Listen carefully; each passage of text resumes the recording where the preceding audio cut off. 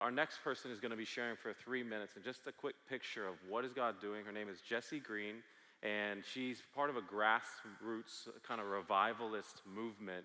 And I don't want to steal her thunder. I know she'll get to share a little bit about her, but can you guys just help me in welcoming Jessi Green? Hey everybody, I am so excited because Jesus is actually alive.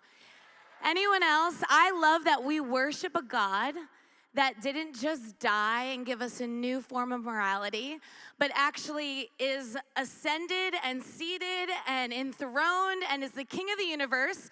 He created stars, he thought of the concept of gravity, and yet he knows us, he purposes us. And I think, why do we need revival?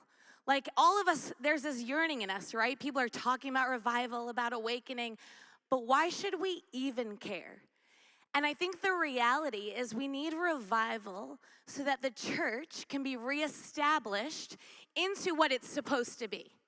So what's the church supposed to be? It's supposed to be a place that looks like the kingdom of heaven here on earth. And Christians are supposed to look like those that have faith and believe that they worship a risen Savior. Are you a Christian today?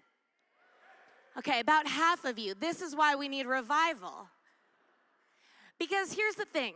We get saved. God literally takes us out of the hell that many of us created.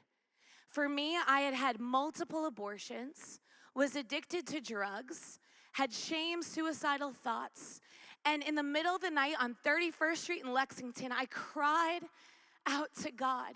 And my very proper prayer was like, Jesus, if you're real, you have to take this pain away. And the real living Jesus came into my apartment, pulled hell out of me, and literally thrust me into a life of joy, of godliness, of consecration, and he set my heart on fire. So what is a grassroots revival? Honestly, I'm just convinced that it's believers believing.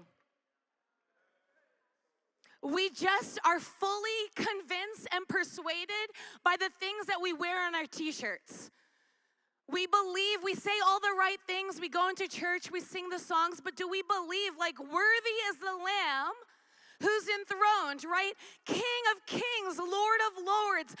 All of the elders are throwing down their crowns, and yet we're afraid that we might be rejected, and yet he is the high and lifted one. So where do you start? Where do you begin? For some of you, have a dinner party. And invite friends over and persuade them. That's what faith is.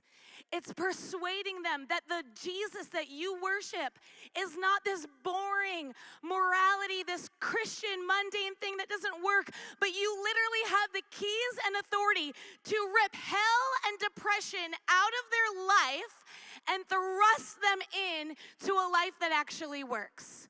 Go to the streets. Go to the beaches. Do not be deceived that people do not care. They are hungry and they are desperate and they're waiting for a church that believes what they say they believe. Thank you, guys.